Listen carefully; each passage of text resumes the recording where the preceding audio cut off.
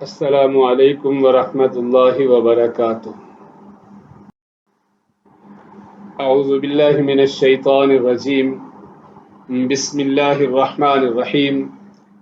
والذین یؤمنون بما انزل الیک وما انزل من قبلک وبالآخرۃ هم یوقنون اولئک علی ھدی من ربہم واولئک هم المفلحون۔ آج انشاءاللہ ہم سورہ بقرہ کی آیت نمبر 4 اور 5 کو پڑھیں گے۔ اس سے پہلے کی آیت کریمہ میں متقین کی 3 صفات ذکر ہوئی تھی۔ اللہ تعالیٰ نے فرمایا کہ وہ متقین جو ہیں وہ غیب پر ایمان لاتے ہیں، اور دوسری بات ارشاد فرمائی کہ وہ نماز قائم کرتے ہیں، اور تیسری چیز ارشاد فرمائی تھی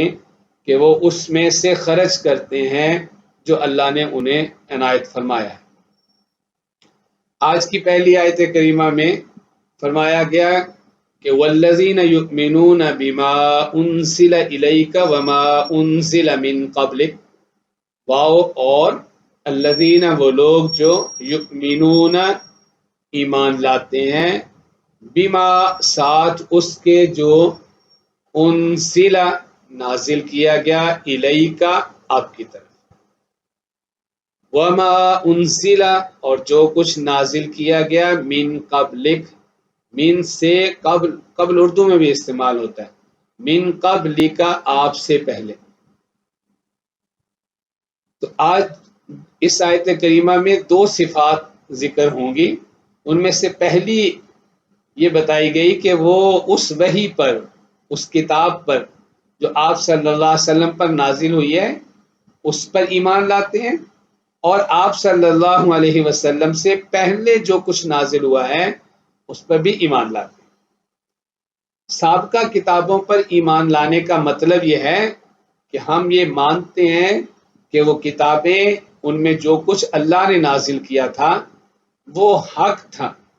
یہ جو اب کتابوں میں تحریف ہو چکی چیزیں ہیں، یہ ماننے کا مطلب نہیں ہے کہ ہم انہیں مانتے ہیں، تو انہوں نے تحریف کر لی۔ تو جو کتابیں اللہ نے نازل کی تھیں ان میں جو کچھ اللہ تعالیٰ نے نازل فرمایا تھا ہم اسے حق مانتے ہیں، اور یہ مانتے ہیں کہ اس دور کے لیے وہی واجب العمل تھا۔ ہاں، جب قرآن پاک آ گیا تو اب قرآن پاک نے پچھلی ساری شریعتوں کو منسوخ کر دیا، تو اب عمل تو قرآن پاک پر ہوگا۔ ہاں، ایمان لانے کی حد تک جیسے سارے انبیاء کو ماننا ضروری ہے، اور عمل جناب رسول اللہ صلی اللہ علیہ وسلم کی ہدایات پر ہوگا، آپ کی سیرت، آپ نے جو کچھ سکھایا ہے اس پر عمل ہوگا، جو شریعت آپ لے کے آئے ہیں اس پر عمل ہوگا۔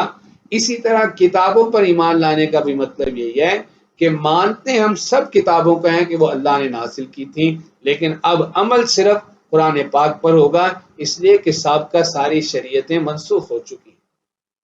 دوسری بات جو اس مضمون میں سمجھ آ رہی ہے، یہ جو یہاں فرمایا گیا ہے کہ وہ لوگ اس پر ایمان لاتے ہیں جو آپ پر نازل ہوا ہے، اور اس پر بھی ایمان لاتے ہیں جو آپ سے پہلے نازل ہوا۔ تو سوچنے کی بات یہ ہے کہ اگر حضور صلی اللہ علیہ وسلم کے بعد کسی نے آنا ہوتا، کسی نبی نے یا کسی کتاب نے، تو پھر یہاں یہ بھی ہوتا کہ وہ آپ کے بعد جو کچھ نازل ہوگا اسے بھی مانتے۔ اس لیے اگر قرآن پاک میں جو 22ویں پارے میں بالکل واضح لفظوں میں رسول اللہ صلی اللہ علیہ وسلم کی ختم نبوت کا اعلان کر دیا گیا ہے، اگر وہ آیت کریمہ نہ بھی ہوتی تو اس طرح کی آیتیں قرآن پاک میں بہت سی آئی ہیں جہاں کہیں رسولوں کا ذکر آیا ہے یا کتابوں کا ذکر آیا ہے یا وحی کا ذکر آیا ہے، تو یہی بات آئی ہے کہ وہ آپ پر ایمان لاتے ہیں، آپ سے پہلے رسولوں پر ایمان لاتے ہیں، آپ کی کتاب کو مانتے ہیں، آپ سے پہلے نازل ہونے والی کتاب کو مانتے ہیں، یا آپ پر نازل ہونے والی وحی کو مانتے ہیں، یا آپ سے پہلے نازل ہونے والی وحی کو بھی مانتے ہیں۔ تو یہ بہت سی آیات میں یہ مضمون ذکر ہوا ہے جہاں آپ کے ماننے کو اور آپ کی کتاب کو ماننے کا ذکر ہے، اور آپ سے ماضی میں، آپ سے پہلے میں جو کچھ نازل ہوا ہے انہیں ماننے کا ذکر ہے، لیکن آپ کے بعد کا کوئی اشارتاً بھی کسی چیز کا ذکر نہیں ہے۔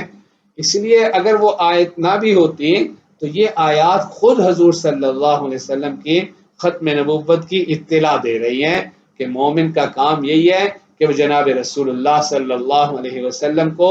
اللہ کا آخری نبی مانے، اور اللہ کی کتاب جو رسول اللہ صلی اللہ علیہ وسلم پر نازل ہوئی ہے اسے اللہ کی آخری کتاب مان کر اس پر عمل کرے۔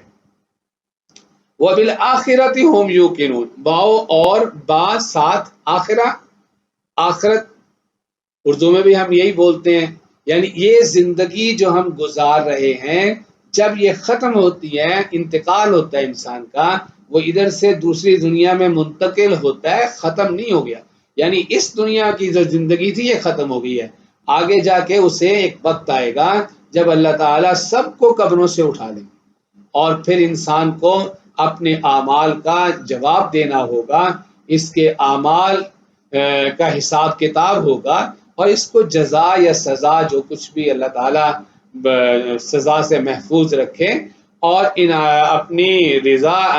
کی جگہ جنت جو ہے وہ سب کو عنایت فرمائے، تو وہاں وہ فیصلہ ہوگا کہ اس نے کیا کیا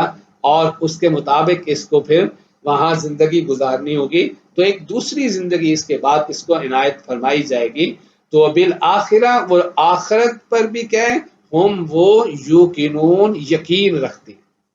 یہاں دیکھیے ایمان کا لفظ نہیں استعمال کیا، یہ نہیں کہا کہ یؤمنون، بلکہ کہا گیا یوقنون یقین رکھتے ہیں۔ ایمان جو لفظ ہے اس کے مقابلے میں تکذیب جھٹلانا آتا ہے، اور ایقان جو ہے اس کے مقابلے میں شک اور تردد آتا ہے، یعنی یہ آخرت کو ایسا مانتے ہیں کہ ان کو کسی قسم کا شک اور تردد نہیں، اس میں ذرہ برابر، ایسا یقین جیسے کسی چیز کو دیکھ لیا ہو۔ آخرت کو دیکھا نہیں ہم نے غیب کے ضمن میں یہ بات عرض کی تھی کہ جو کچھ رسول اللہ صلی اللہ علیہ وسلم نے فرمایا ہے ہم نے ان پر اعتماد کرتے ہوئے اسے مان لیا، تو آخرت کو دیکھا نہیں ہے، لیکن نہ دیکھتے ہوئے بھی ایسا یقین ہونا چاہیے کہ گویا کہ اپنے سامنے اسے دیکھ رہے ہیں، اور یہ آخرت کا جو یقین ہے یہ انسان کی زندگی کو بدل دیتا ہے۔ یہ جو حضرات صحابہ رضی اللہ عنہ کی زندگیاں بدل گئیں ان پہ غور کرنا چاہیے۔ حضور صلی اللہ علیہ وسلم وہ کوئی دوسرے سیارے سے کوئی قوم نہیں لے کے آئے تھے، وہی معاشرے کے لوگ تھے، اور معاشرے میں جس طرح کا ماحول چل رہا تھا اسی کی وہ زندگی گزار رہے تھے، لیکن حضور صلی اللہ علیہ وسلم پر ایمان لائے اور پھر ان کی ایسی زندگی بدل گئی کہ بالکل دوسرے لوگوں سے مختلف ہو گئے۔ کل تک جو معمولی چیزوں پہ لوگ لڑتے تھے، اب وہ دوسروں کے لیے اپنی جان دینے لگ گئے ہیں۔ اب اگر غلطی ہو جاتی ہے تو بے چینی ہے کہ کسی طرح اس کا کفارہ ہو، اس سے توبہ کی صورت کوئی نکل آئے، اللہ سے معافی ملے۔ یہ جو بے چینی ہے توبہ کی اور اللہ کو راضی کرنے کی، اور گناہ سے اندر سے ایک بات آتی ہے کہ گناہ نہیں کرنا ہے، یہ آخرت کا عقیدہ پیدا کرتا ہے۔ جتنا آخرت کا عقیدہ پختہ ہوتا ہے، جتنا اس کا یقین ہوتا ہے، اور اتنا ہی انسان گناہوں سے رکنے والا ہو جاتا ہے اور نیکی کرنے والا بن جاتا ہے۔ اس لیے ہم سب کو اپنا محاسبہ کرنا چاہیے کہ اگر ایمان کے دعوے کے ساتھ ہم جھوٹ بھی بولتے ہیں، دھوکہ بھی دیتے ہیں، لوگوں کا مال بھی غصب کرتے ہیں، اور حرام کے کمائی بھی کرتے ہیں، گناہوں میں مبتلا بھی ہیں، تو پھر ہمیں اپنا محاسبہ کرنا چاہیے کہ کہیں کوئی گڑبڑ ہے۔ اس یقین میں جس طرح کا یقین قرآن پاک جس طرح کے ایقان کا ہم سے مطالبہ کر رہا ہے، اس کا مطلب یہ ہے کہ اس طرح کا یقین نہیں ہے۔ اس طرح کا اگر یقین ہوتا تو پھر انسان تنہائی میں بھی گناہ نہیں کر سکتا، اس لیے کہ اسے پتہ ہے کہ تنہائی میں ہوں یا لوگوں کے سامنے ہوں، روشنی میں ہوں یا اندھیرے میں ہوں، جنگل میں ہوں یا شہر میں ہوں، میں جہاں کہیں بھی ہوں اللہ سے میں چھپ نہیں سکتا اور بھاگ نہیں سکتا، مجھے مرنا ہے اور اللہ کے سامنے جا کے حاضر ہونا ہے اور اپنے اعمال کا جواب دینا ہے۔ جب یہ یقین پختہ ہوتا ہے تو انسان کو روکنے کے لیے اس کا اپنا ضمیر کافی ہو جاتا ہے، پھر اندر سے آواز آتی ہے کہ یہ گناہ نہیں کرنے، کیونکہ اگر یہ گناہ کروں گا تو اللہ کو کیا جواب دوں گا، پھر اندر سے شوق پیدا ہوتا ہے کہ یہ نیکی کرنی ہے، کیونکہ اگر نیکی کروں گا تو اللہ کے ہاں جا کے اس پہ مجھے اجر ملے گا۔ تو یہاں تک 5 صفات بتائی گئی متقین کی کہ یہ لوگ ہیں متقین، جو غیب پر ایمان لاتے ہیں، جو نماز قائم کرتے ہیں، جو اس میں سے خرچ کرتے ہیں جو اللہ نے دیا ہے، اور جو نبی کریم علیہ الصلاۃ والسلام پر نازل ہونے والی وحی کو مانتے ہیں، اور آپ سے پہلے نازل ہونے والی وحی کو بھی مانتے ہیں، اور جو آخرت کا یقین رکھتے ہیں۔ اولئک علی ھدی من ربہم، اب آگے فرمایا کہ یہی اولئک، یہی لوگ ہیں، علی پر، ہدن ہدایت، من سے رب، ہم پہلے پڑھ چکے، رب پروردگار، ہم ان کا، اولئک علی ھدی من ربہم، یہی وہ لوگ ہیں جو صحیح راہ پر ہیں، ہدایت پر ہیں، جو انہیں ان کے رب کی طرف سے ملی ہے، ان کے رب نے انہیں عنایت فرمائی ہے۔ وَأُولَئِکَ، واو اور اولئک، یہ دیکھیں پھر دوبارہ لفظ آ گیا۔ اگر آپ لفظ یاد کرتے جائیں گے تو 1-2 رکوع گزریں گے تو آپ کو پتہ چلے گا کہ ترجمہ بہت آسان ہونا شروع ہو گیا، پوری آیت میں 1-2 لفظ نئے آئیں گے۔ اولئک، اور یہی لوگ ہیں، ہم وہ، المفلحون، فلاح پانے والے، کامیاب ہونے والے۔